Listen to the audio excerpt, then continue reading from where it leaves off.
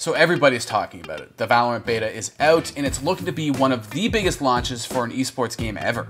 I got three! Holy fuck. Close swing! Swing! And yet another major esports league is looking to franchise. The LCK, the League of Legends League in Korea, they're looking to pull the trigger on franchising in 2021.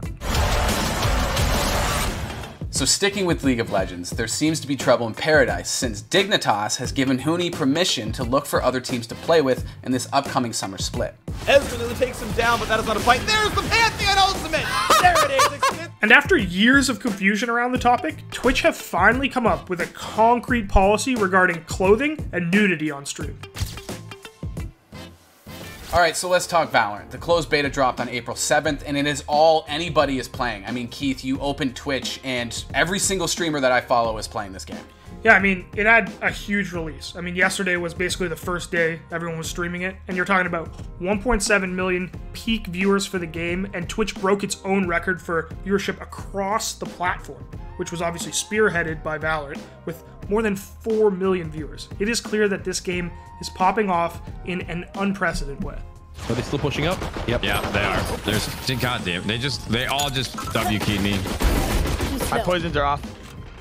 I got three! Holy fuck. Close swing! Swing! If you did not kill that guy that swung on me in lane, I may have never played this game with you ever again, bro. So this game seems to really be landing well on Twitch. Devin, what have been some of the initial impressions that you've seen?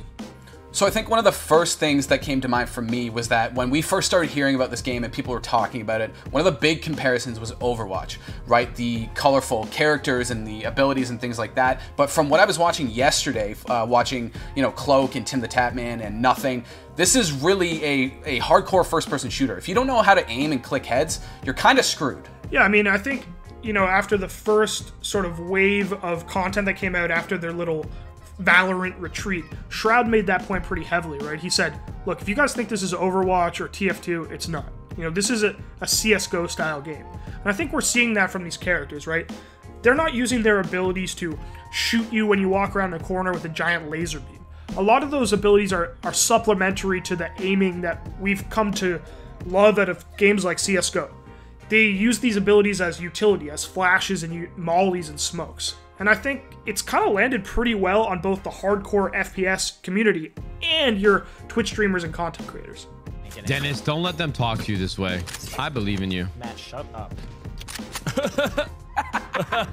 You literally sat in Tfue's shadow for 2 years. Oh! Listen, bro, you can't even say that. What do you mean? You got carried by Skunk for 8 years.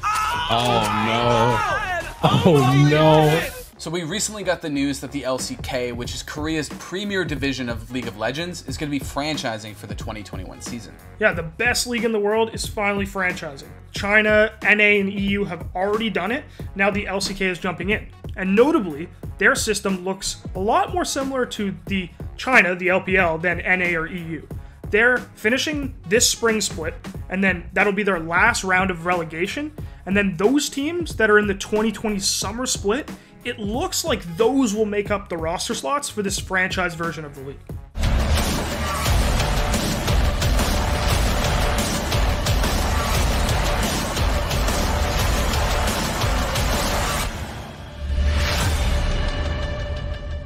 One of the interesting things that I saw on Twitter, Keith, was an article and thread that kind of noted that some of the LCK teams were not happy with the announcement. They felt like they were kind of blindsided and weren't looped into the conversation. So that was just kind of something interesting that I saw come out of all of this. Yeah, I mean, there's this sentiment, obviously, that there's going to be a little bit less of the Cinderella story of Korea, right? You're not going to have teams like the Rocks Tigers or Griffin if you can't come all the way from Challenger and win the league. That said, there's obviously that stability that comes with franchising that you can't undersell. Nexus is exposed. Viper jumping to the side, finds the final kill, gets another one. The double comes in as Beyond respawns, but it's just to see the Nexus crumble. And Griffin have done it. The 3-1 victory comes through. They delay MVP's hopes of making it back into the LCK, but they themselves have qualified for the summer split. Welcome to the LCK for the first time, Griffin. So after years of people getting banned and complaining about Twitch's opaque rules when it comes to nudity on stream, they finally released new guidelines, Keith. Yeah, after a ton of bannings and a ton of maybe should have been banned, we finally know what you can and can't wear and how nude or not nude you can be on Twitch. Yeah, they talk about these new guidelines in a pretty clear and concise way, I gotta be honest. And one of the things they talk about is that all of the rules that are going to apply to actual human beings are going to apply to avatar channels like the Melody Project, for example. Yeah, no more bot porn on Twitch. Yeah, one of the other things that is interesting in the new guidelines is the fact that they have like exemptions for these new rules, right? Including swimming, body art, breastfeeding, which for a long time have been a lot of what people have been talking about when it comes to Twitch not being clear enough about what's allowed and not allowed while streaming. So after a pretty lackluster split, it seems like Team Dignitas and their top laner Huni are on the outs. They've actually given him permission to look for another team to play with for this upcoming summer split. Yeah, I mean, one of the biggest personalities and probably one of the best technical players in the entire league, well, you know, obviously didn't have the best split with Dignitas, carries a big contract with him, and they've said, hey man, you want to go find a better team to play with in the summer?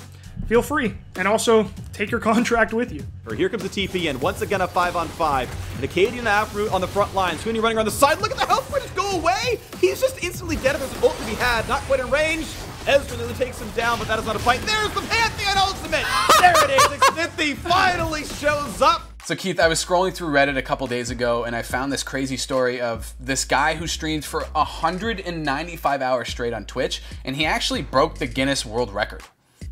Yeah, I heard about this too. Basically what happened was, every time someone donated, he would stream for 2 more minutes. And at first, you know, he thought, you know, maybe I'll do a 24-hour stream, maybe it'll just be a slightly elongated version of my normal streams, because this guy isn't that big. But to say it blew up into something a lot more than that would be definitely an understatement. Yeah, one of the funniest things is just kind of how on the fly it is, right? So the last people to hold this record is actually Hulu, and they had like their full staff. It was all pre-planned, everything was planned out. But with Los Polos TV, the streamer, he was just kind of like doing it randomly. He was like watching Twitch clips that people sent in. He was playing video games from time to time.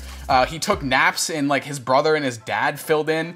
And that was honestly some of the funniest shit, just because they're not like Twitch endemic people, right? One thing I saw on Reddit the other day is that apparently this all ended pretty poorly. What was the deal with all that? Yeah, dude, it was terrible. So he gets to 161 hours, breaks the record, pops champagne on stream with his dad and his brother, doing the whole thing. Mode. Right. And then at 195 hours, some asshole DDoS attacked him, kicked him offline, and then when he came back, he was like ranting about how he didn't give a shit because he already had the record, but it was a stupid thing to do. Satisfaction? We fucking beat the record. I don't give a fuck. You can go fuck yourself. I mean, this guy, no matter what, he's the Iron Man of Twitch. Like, imagine streaming for that long. Your eyes would glaze over. He started on March 29th, dude. And he was streaming until like 2 days ago. That's insane. Everyone in the stream. Bring it in. Salute. Salute. Congratulations, bro. Congratulations. Cool. Also, Yeah. Keith, Yeah. just got the email. Oh, you're in? I possess Valor. That's sick. Actually, just because Devin's on the line, me and Sean are gonna play some after this if you're down. You can right off. Yeah, and you've been digging that Brimstone guy? Yeah. Brimstone's my boy. He's got this he has like a Molotov, like a Molly, and he does this thing where he pulls his gun out of his back. He goes Molly, and it's like it's just fun. Molly.